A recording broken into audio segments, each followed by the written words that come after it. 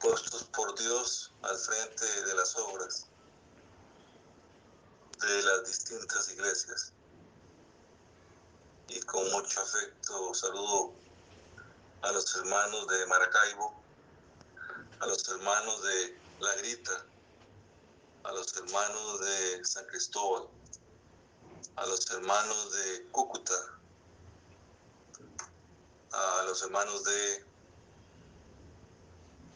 Mosquera, allá en Bogotá, y probablemente algunos otros hermanos que quizás están conectados y a lo mejor no pertenecen a alguna de estas obras o se me escapan de mi mente, pero un abrazo para todos ustedes, amados hermanos y hermanas, que hemos sido convocados en este día, que es el Día del Señor, para adorar su santísimo nombre, cantar salmos a su nombre, leer la bendita palabra del Señor y escuchar el mensaje del Evangelio. Quiero invitarles, amados hermanos, a que abran sus Biblias en la carta de Pablo a los Efesios, capítulo número 1, versos del 3 al 4. He titulado esta pequeña reflexión El propósito de la elección divina. Repito el pasaje. Carta a los Efesios, capítulo número 1, versos del 3 al 4. Dice así la palabra del Señor.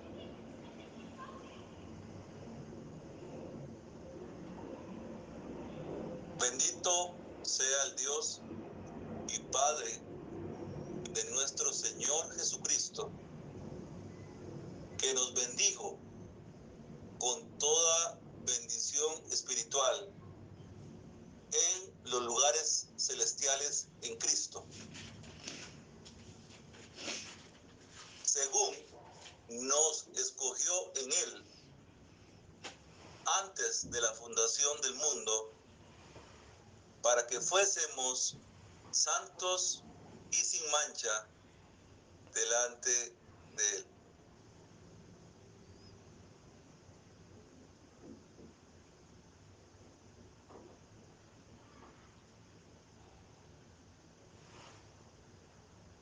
Considerando la carta a los Efesios, después de la salutación, que era una característica de todas las epístolas de la antigüedad, el apóstol Pablo inicia su carta a los Efesios con una maravillosa doxología,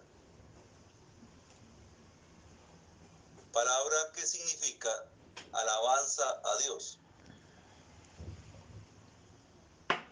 Por medio de una serie de hermosos conceptos y pensamientos por los cuales Pablo derrama su alma en verdadera adoración al Dios y Padre de nuestro Señor Jesucristo.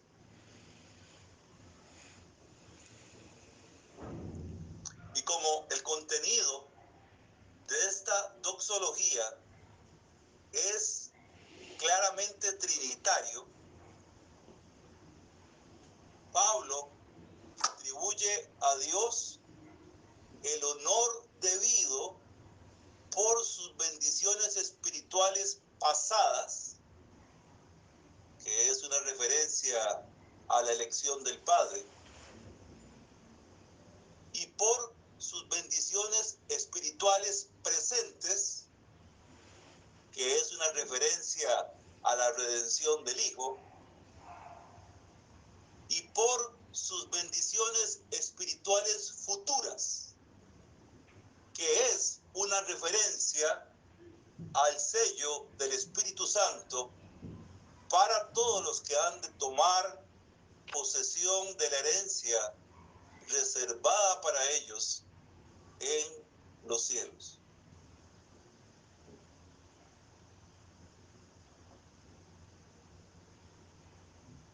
Será muy saludable y edificante para nuestras almas leer y entender el maravilloso contenido de esta doxología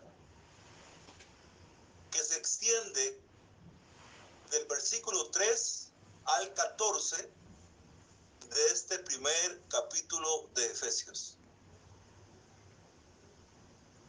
En esta predicación voy a enfocarme con el favor de Dios solamente en los versículos 3 y 4.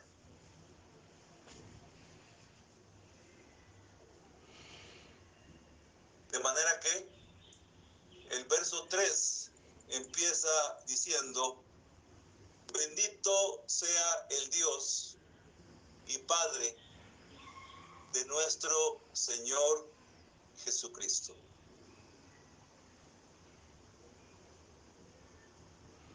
Acá el apóstol Pablo comprende que las bendiciones divinas concedidas al pueblo de Dios deben ser reconocidas con humildad, con gratitud y con entusiasmo,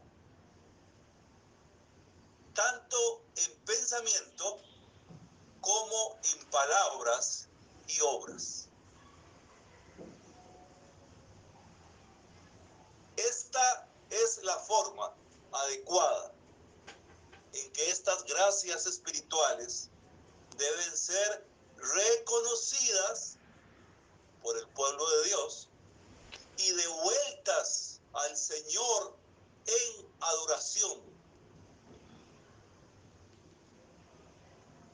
El ciclo tiene que ser completado. Lo que proviene de Dios debe retornar a Él.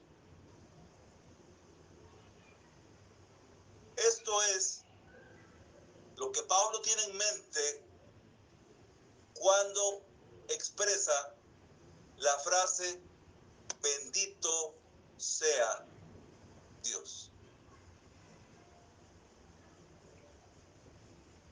Lo que nos ha provenido de Dios debe retornar a Él en franca alabanza y adoración, en reconocimiento de las muchas gracias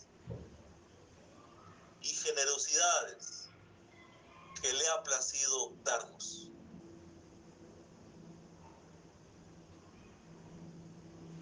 Ahora, con referencia a la expresión Dios y Padre de nuestro Señor Jesucristo, debemos comprender que por causa de que Jesús, además de ser Dios, era y es también hombre, Pablo utiliza el término Dios relacionando a Dios con la humanidad del Hijo, y luego el término Padre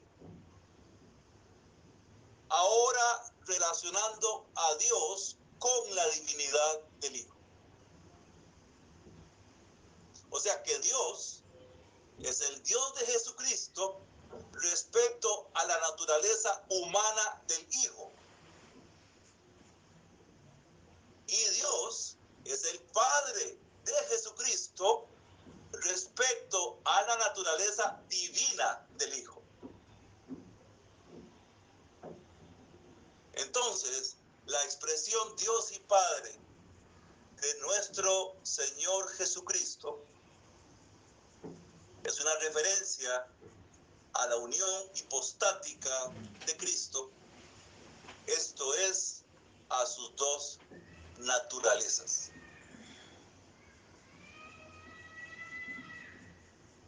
Y continúa diciéndonos el apóstol Pablo en lo que resta del versículo 3,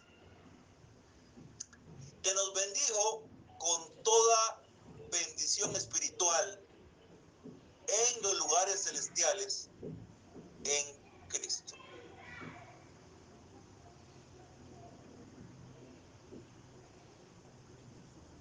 El Padre bendice a sus hijos al derramar dones sobre ellos, de tal modo que estas gracias o experiencias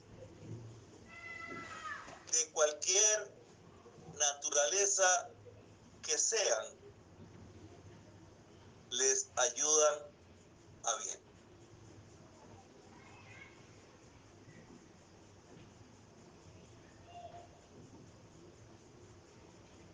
Dice la palabra del Señor allá en Romanos capítulo 8, verso número 28,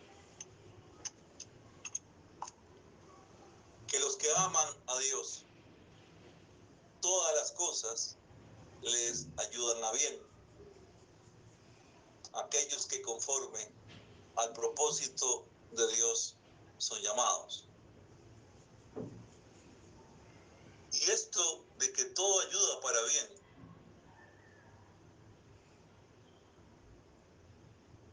significa que cualquier circunstancia por la que Dios nos permite pasar debe contribuir a nuestra edificación, a nuestro consuelo y a nuestra esperanza.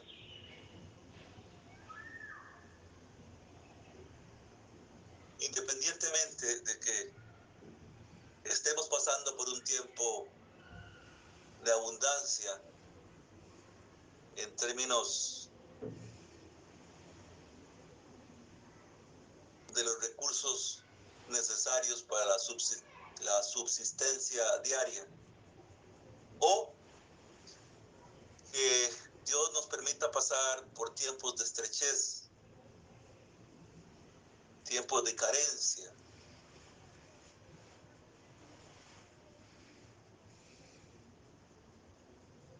Independientemente también de que estemos pasando por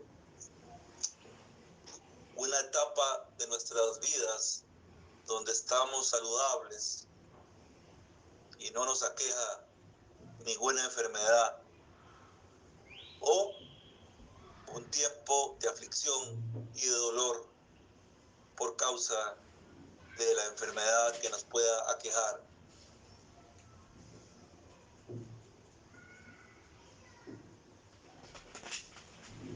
Las circunstancias que estemos viviendo como hijos de Dios no pueden cambiar la realidad de que somos su pueblo, de que Él nos ha llamado y de que nos espera la patria celestial.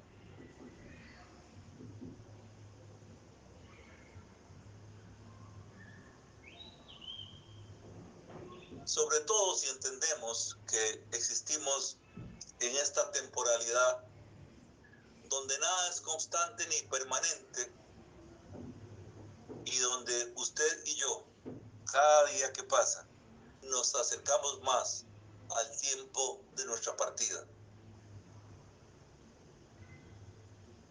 Sobre todo si entendemos que somos peregrinos y extranjeros en un mundo que nos es ajeno por causa de que es enemigo de Dios.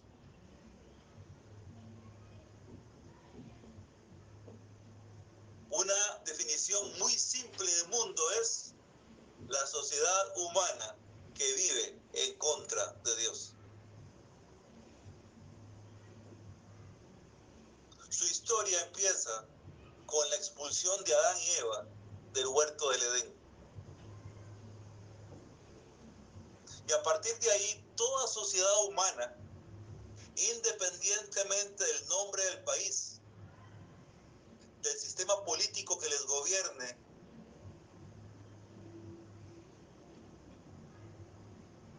es la sociedad humana que vive en contra de Dios.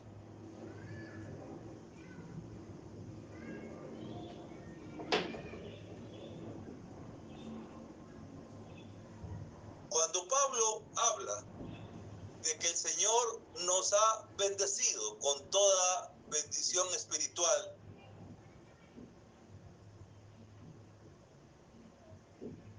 de una vez ubica esta realidad fuera de este mundo.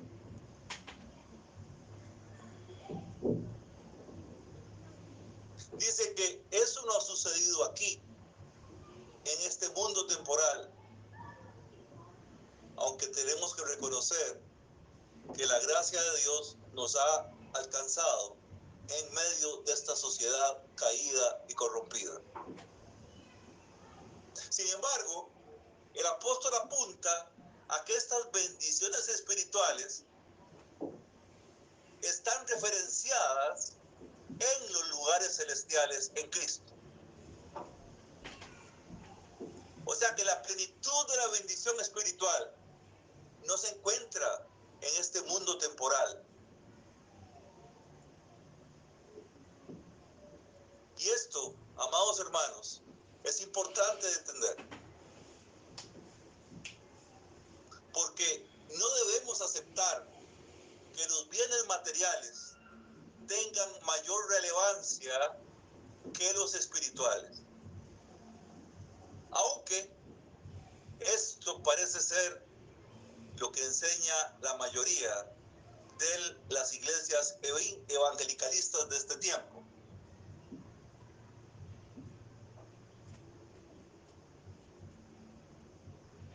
Al haber escuchado un evangelio que presenta a Dios como un servidor del hombre,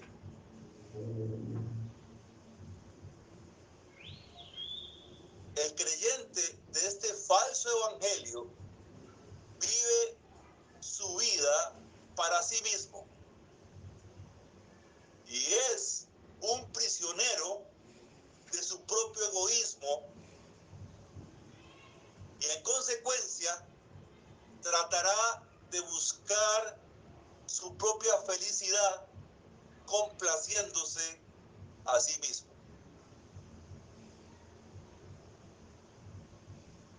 Es un esclavo de su propia justicia.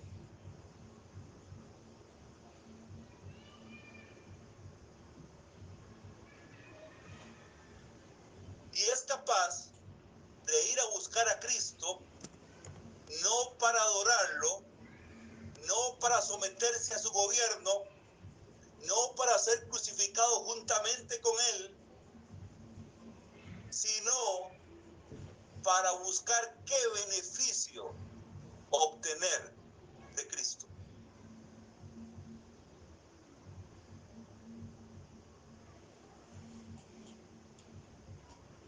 En su ceguera espiritual, aún es capaz de diezmar en la iglesia, no porque ama a Dios y a su reino, sino porque cree que dando dinero a la iglesia puede comprar el favor y la protección de Dios.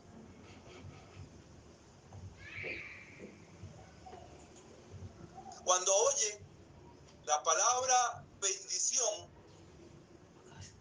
su corrupto corazón solo piensa en los bienes materiales y en cómo disfrutar los deleites de esta vida temporal.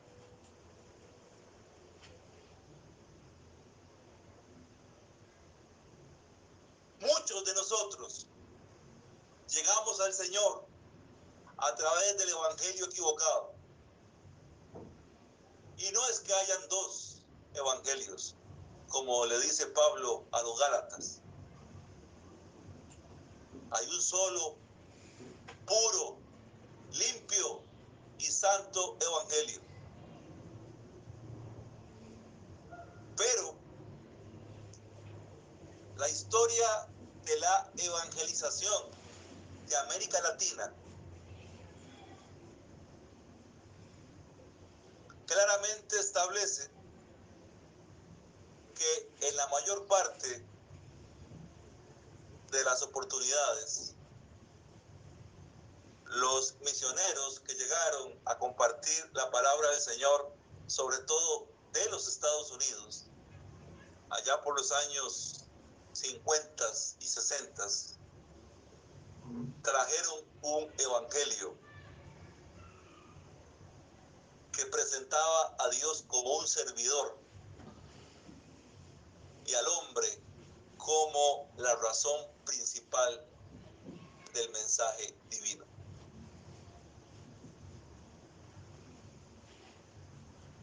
A partir de ahí, el evangelicalismo ha tomado fuerza en todos los países de América Latina. Y esta es la razón por la que muchos de nosotros nos acercamos al Señor, no a rendirnos a su gobierno, no a adorar la grandeza de su nombre y a someternos a Él, cualquiera que sea nuestra circunstancia, no a poner nuestros ojos en las cosas de arriba y no en las de la tierra, sino que nos hemos acostumbrado a acercarnos con la mente pensando en nuestras necesidades existenciales, como dice el Señor Jesús, pensando qué beberé, qué comeré o qué vestido me pondré.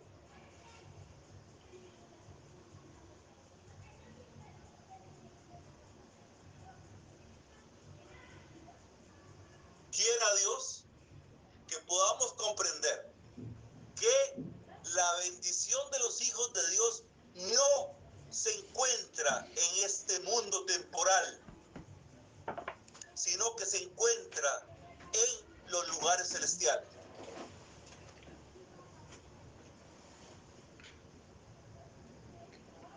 El contexto posterior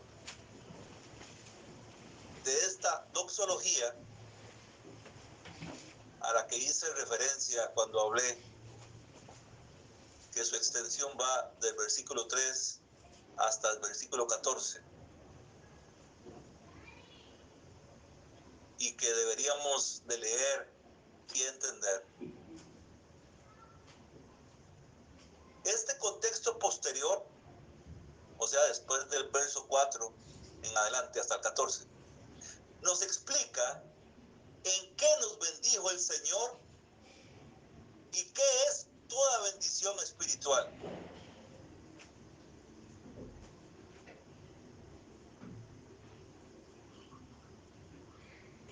De manera muy breve,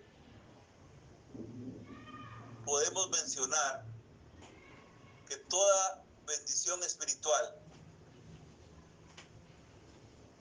apunta a la elección del Padre, que implica la predestinación y la adopción, a la redención del Hijo, que implica el perdón y la gracia sobreabundante, y al sello del Espíritu Santo, que certifica el derecho a la herencia eterna. Esto, amados hermanos y hermanas, es lo que el apóstol Pablo llama toda bendición espiritual. Y ante esta realidad, las cosas temporales de este tiempo pierden su brillo y su valor. No tienen la menor importancia. Pues comparado con la eternidad, comparando la temporalidad eternidad con el gozo eterno.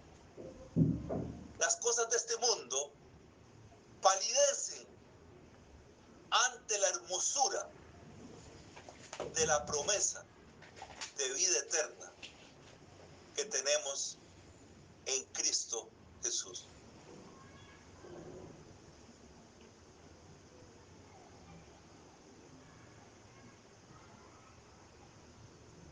Abunda en el evangelio falso la idea de que el Señor nos va a bendecir en la medida en que aportemos recursos materiales para la iglesia. Y hay miles de personas que pertenecen a las distintas iglesias evangelicalistas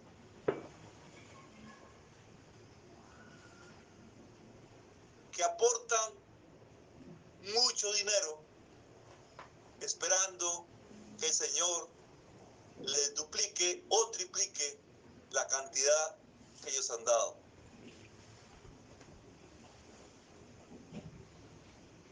También abunda en la superstición,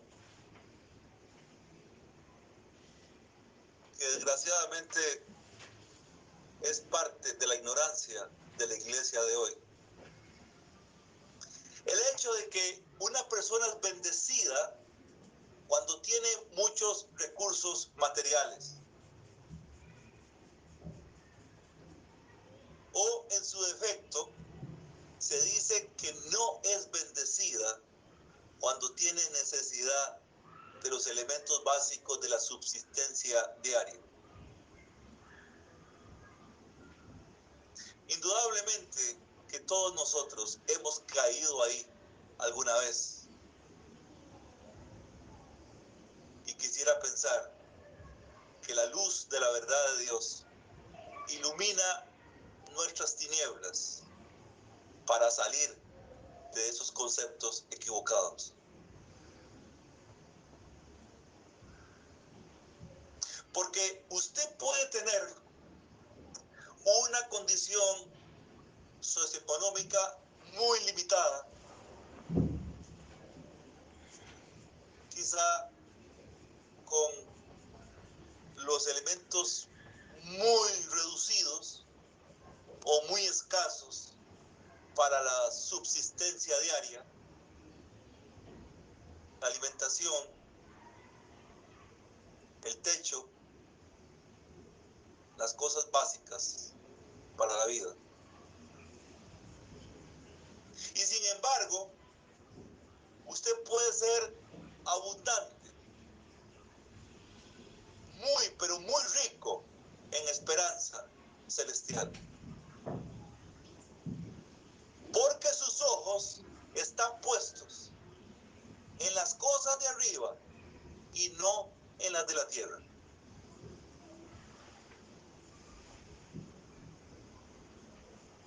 Usted puede estar siendo agobiado por una gran enfermedad que indudablemente ocasiona tristeza, ocasiona desánimo, trae lamento a nuestra boca y lágrimas a nuestros ojos. Porque no es fácil sobrellevar la enfermedad. Pero a pesar del dolor de la carne, en este caso del cuerpo, a pesar de la aflicción y la angustia que provoca la enfermedad, más allá de ese sentimiento, hay una esperanza eterna que ni el mismo dolor puede apagar. Hay una esperanza eterna de que en el momento en que el Señor nos llame, en el momento en que este tabernáculo, en que esta tienda de campaña se deshaga, tenemos de Dios un edificio no hecho de manos de hombre, sino eterno en los cielos.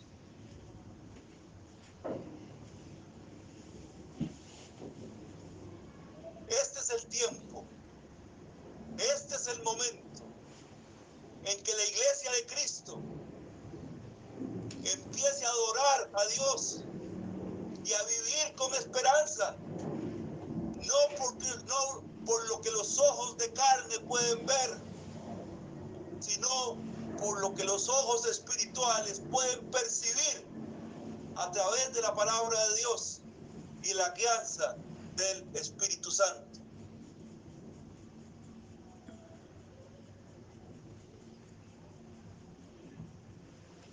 La frase "en los lugares celestiales" justamente indica que estas bendiciones espirituales son celestiales en cuanto a su origen,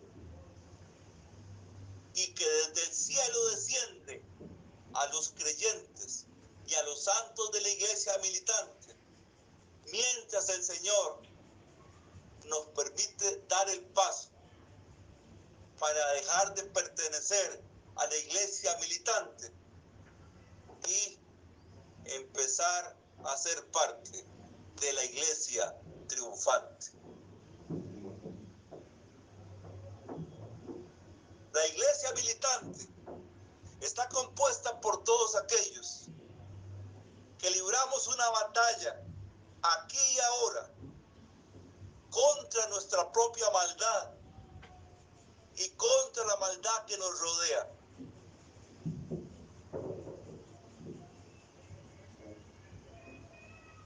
Y a pesar de la aflicción, y a pesar de la persecución de un mundo que es enemigo de Dios, y a pesar de nuestra propia maldad, de nuestro propio pecado, que no deberíamos de ignorar o de pasar por alto, con todas estas cosas, la palabra de Dios dice que en Cristo somos más que vencedores por medio de aquel que nos amó. Así que el apóstol dice que el Padre nos bendijo ya. No dice que nos bendecirá. No dice que depende de cuánto usted lleva a la iglesia. No dice que depende de sus diezmos. No dice que depende de sus buenas obras. No. Dice que ya nos bendijo con toda bendición. Significa que no falta nada. La bendición del Padre es plena. Es completa, es total. Nos ha bendecido con toda bendición espiritual en los lugares celestiales, porque la plenitud del reino de Dios no está en este mundo temporal, sino que está en el reino eterno, al cual tendremos acceso por los méritos de Cristo.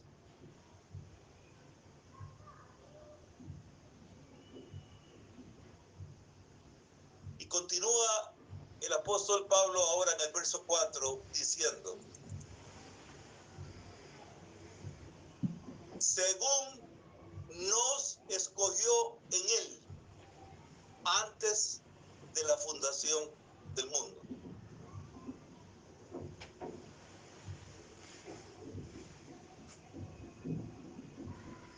Estimados hermanos y hermanas en Cristo que me escuchan, por el privilegio inmerecido de que el Señor me da de dirigirme a los santos, a las santas que Dios ha llamado por su gracia. Escoger significa elegir entre varias alternativas.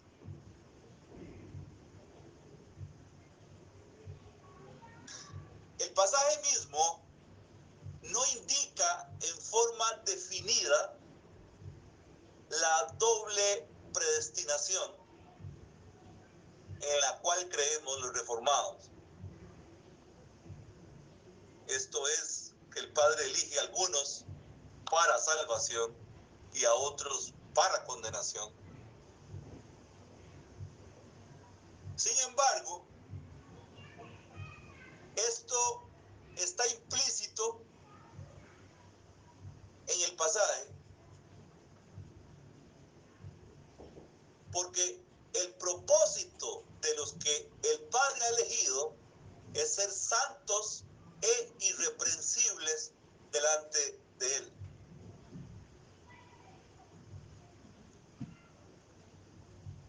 En consecuencia, aquella gran cantidad de personas entre las cuales el Padre elige a algunos son consideradas como carentes de santidad y totalmente corruptas. Esto quiere decir totalmente indignas ante su presencia. En este punto conviene recordar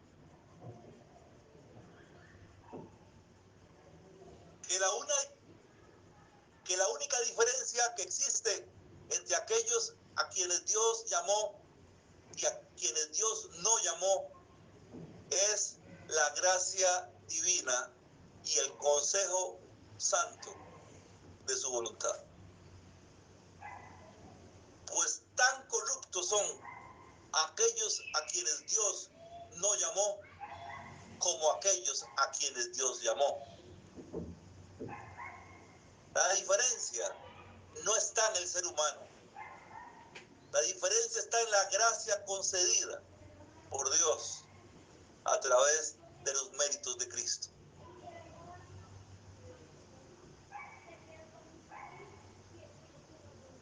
Es por esta razón que ante la manifestación de la compasión y de la gracia que Dios muestra hacia los elegidos, la única respuesta posible del creyente es la sumisión y la adoración a Dios. Ahora, Pablo dice que esta elección tuvo lugar antes de la fundación del mundo. Esto es desde la eternidad.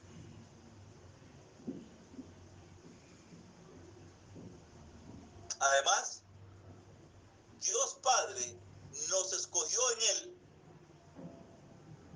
y aquí Pablo concuerda con Pedro cuando dice que fuimos rescatados con la sangre preciosa de Cristo, como de un cordero sin mancha y sin contaminación, ya destinado desde antes de la fundación del mundo. Primera de Pedro 1, 19 y 20. Así que la inmutabilidad del plan eterno de Dios con respecto a sus elegidos no fue una invención de Pablo.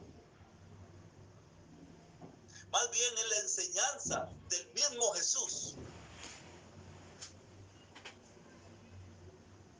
Las palabras de la oración sacerdotal de Cristo allá en Juan 17 lo confirman. Padre, aquellos que me has dado, quiero que donde yo estoy, también ellos estén conmigo, para que vean mi gloria que me has dado, porque me has amado desde antes de la fundación del mundo. Juan 17, 24.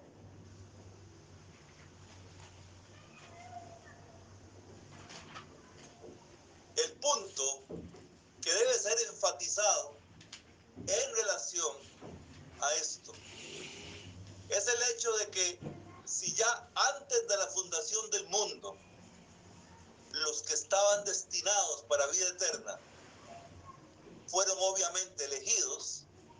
En consecuencia, toda la gloria de su salvación pertenece a Dios y a Él solamente. Por eso el apóstol empezó el verso 3 diciendo: bendito sea el Dios y Padre de nuestro Señor Jesucristo.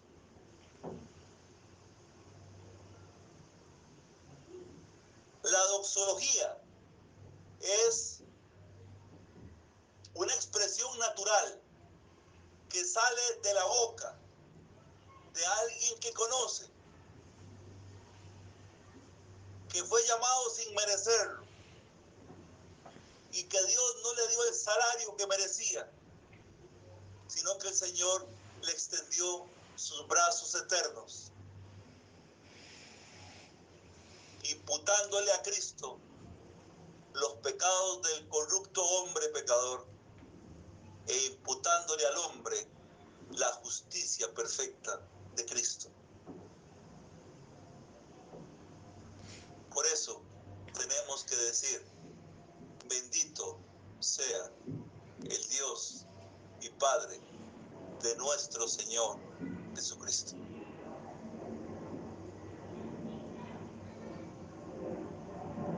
Quien no sabe adorar no entiende que ha recibido.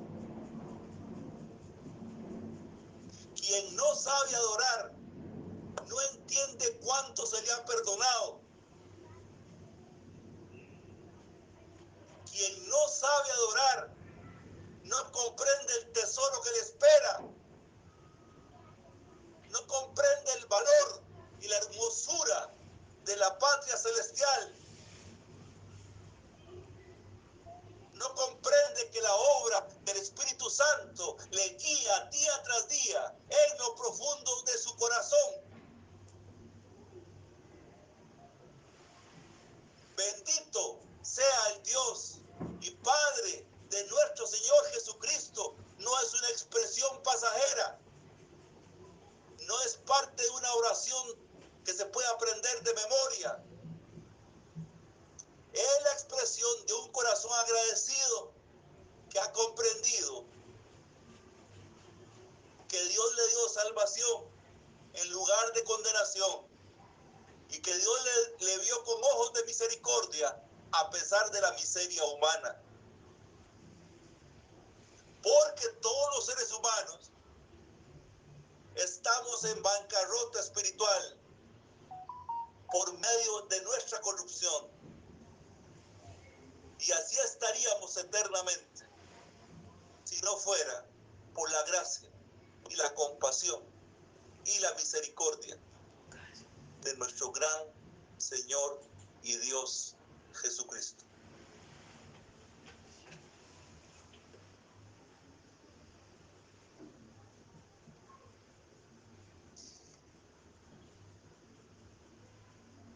Quisiera ir concluyendo esta pequeña reflexión, leyendo la parte final del verso 4, que dice: para que fuésemos santos y sin mancha delante de Él. O sea, el apóstol Pablo, en la parte final del verso 4, nos cuenta el propósito de la elección.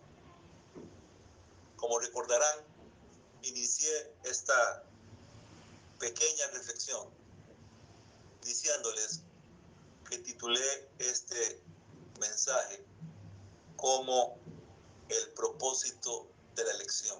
Pues acá el apóstol nos cuenta cuál es el propósito de la elección.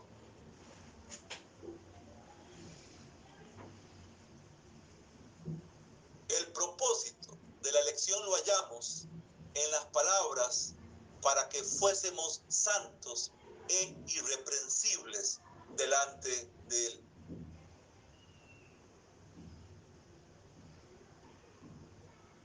Es digno de especial consideración el hecho de que Pablo no dice que el Padre nos eligió porque supo de antemano que seríamos santos.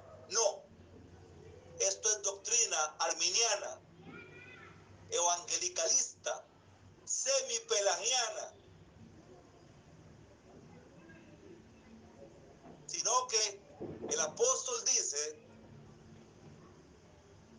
¿para qué o a fin de qué fuésemos santos? Queridos y apreciados hermanos, la elección no fue condicionada a méritos vistos de antemano por Dios, ni siquiera fue condicionada a una fe conocida de antemano. La elección es la raíz de la salvación y no su fruto.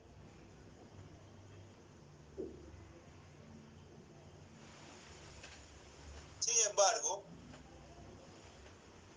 debe quedar claro que la elección tampoco disminuye en nada la responsabilidad propia del creyente.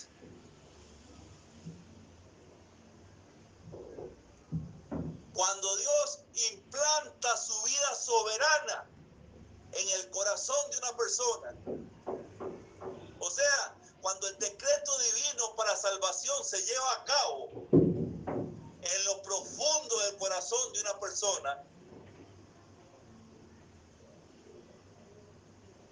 no lo hace Dios por medio de alguna presión externa. O sea, Dios no forza a nadie.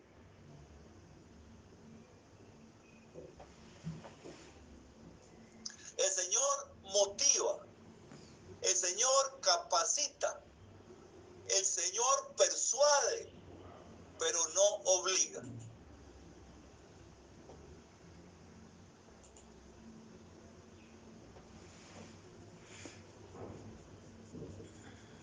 Jesucristo le dice a Nicodemo, allá en Juan capítulo 3, que el nuevo nacimiento es como el viento,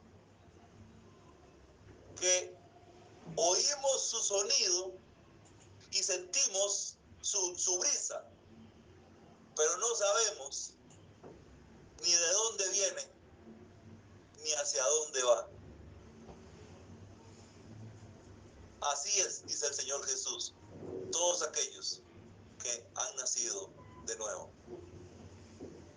Perciben la vida implantada, perciben el cambio interno del corazón, pero no saben cómo sucedió.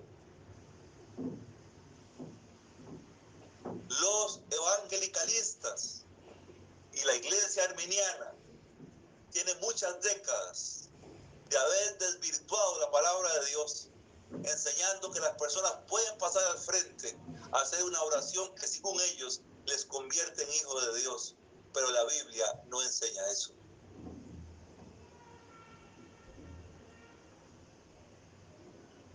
La mejor descripción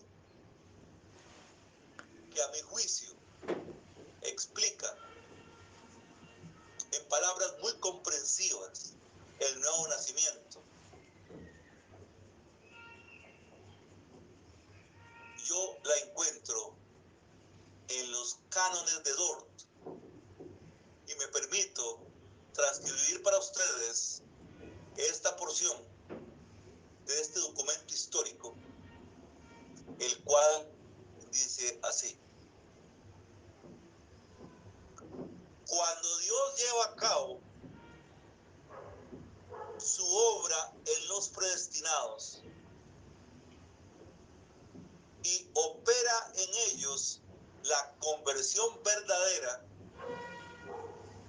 lo efectúa de tal manera que no solo hace que se les predique exteriormente el evangelio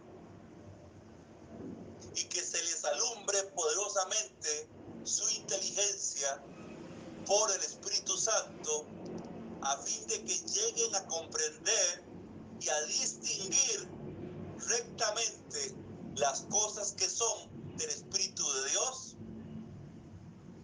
sino que Él penetra también hasta las partes más íntimas del hombre con la acción poderosa de ese mismo Espíritu regenerador.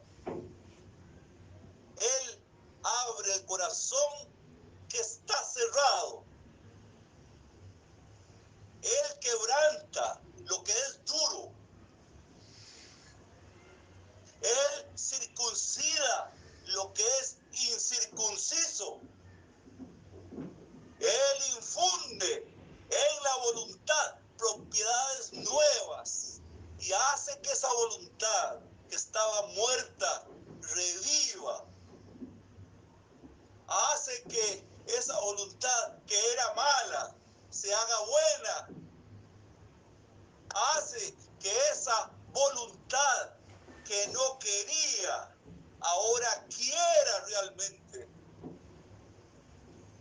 Él hace que esa voluntad que era rebelde ahora se haga obediente.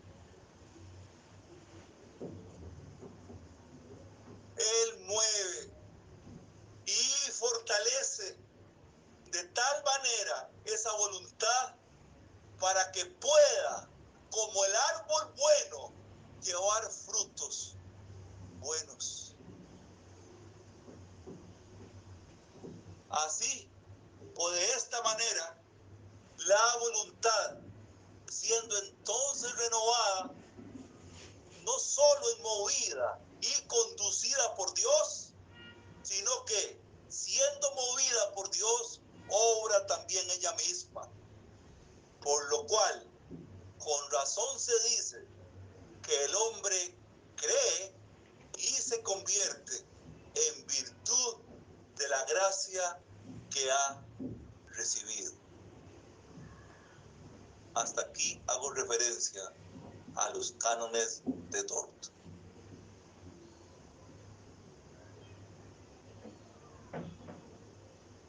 Concluyo, amados hermanos. Según el propósito que ya se ha establecido, es evidente que la elección no conduce al hombre solamente hasta medio camino, sino que le lleva hasta el final. La elección, en su santo propósito, no solamente guía al hombre hacia la conversión, pero además le guía hasta la perfección.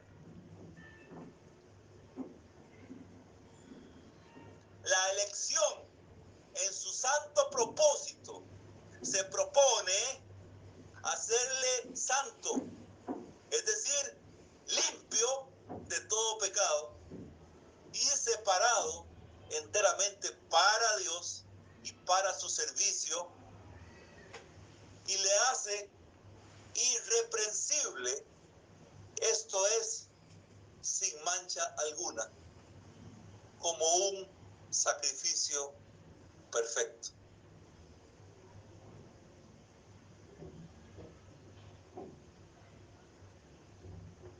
Esta,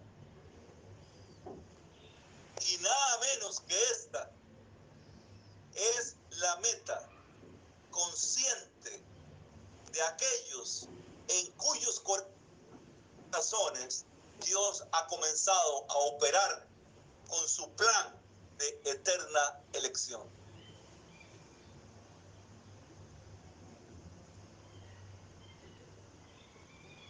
Esta es la meta de los creyentes en esta vida presente y que llegará a su total realización en la vida eterna. Hasta hasta aquí, queridos hermanos, mi reflexión para ustedes. Quiera Dios bendecirnos a través de su palabra, a pesar de nuestras muchas flaquezas y a pesar del pecado que nos asedia. La palabra del Señor es medicina a nuestros huesos y nos llena de esperanza el alma. Quiero dar gracias a Dios por su palabra y bendecirles a cada uno de ustedes, estimados hermanos, donde quiera que se encuentran, donde quiera que nos escuchen. Un saludo en Cristo afectuoso y sincero. Que la palabra de Dios nutra y alimente nuestras almas.